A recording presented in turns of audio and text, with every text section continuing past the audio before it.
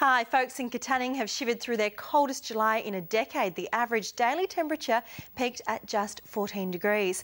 To the satellite, skies are almost cloud-free across WA due to dry air and a high over the state. But there is some patchy cloud in the far southwest, but it's only bringing the odd light shower. And tomorrow, a high-pressure system over southern parts of the state will continue to dominate our weather, but a weak cold front will bring some isolated showers about the southwest Capes and across Albany tonight and tomorrow, while it'll be sunny over the rest of the state.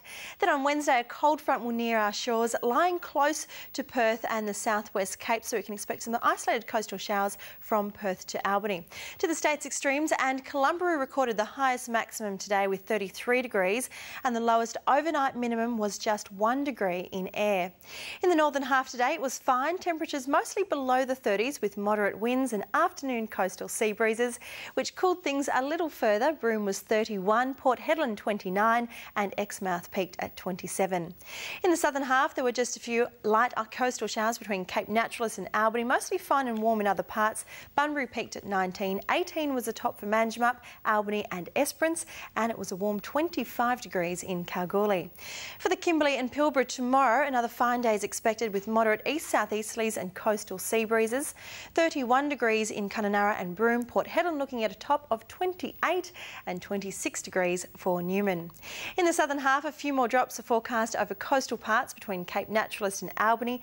18 with a shower or two from Margaret River, but it'll be sunny over the remainder of the state. Geraldton 22 degrees, Meekatharra another warm one, 26 and 23 for Kalgoorlie.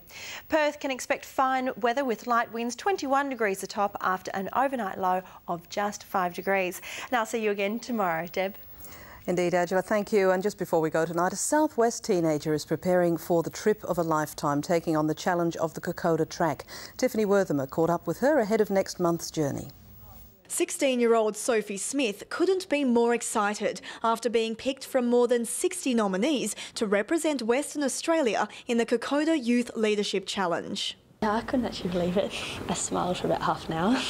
She'll undertake one of the most physically challenging yet most significant and historic of walks, the Kokoda track in Papua New Guinea. Thousands of Australian soldiers lost their lives there, fighting the Japanese during World War II. Now the track offers a pilgrimage for those looking to pay their respects to the fallen. Expecting it to be hard physically, but mentally as well, because it'd be really hard to walk where people have fought for our country. It's leadership. It's about developing skills Sophie's already got and developing them to the next level for her community. Sophie says it could be a life-changing experience. Learn more about Kokoda and probably myself, what I can do, how I can challenge myself further. Sophie will travel to Kokoda next month for the 10-day trek with 12 other young people from across the country. Tiffany Worthimer, WIN News. And that is the news to now. Don't forget headlines on our website wintv.com.au. I'm Deborah Kennedy. From all of us here at the WIN News team, good night.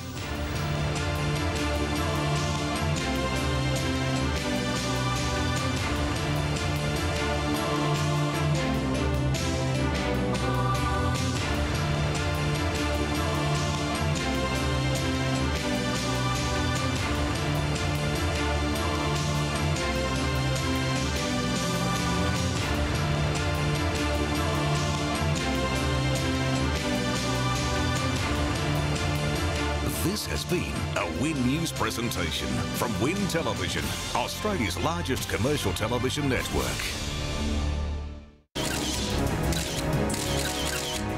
Hello and welcome to A Current Affair. I'm Louise Momba. Tonight, footy final woes, the toll that travel is taking on West Australian footballers. Computer wizardry or amazing sporting skills. We put local sports stars to the test to see what stunts they could come up with. And exposed, Bert and Molly have some serious explaining to do. But first, you've heard of those international scams sent via email, luring unsuspecting people with the promise of wealth, then ripping them off thousands of dollars.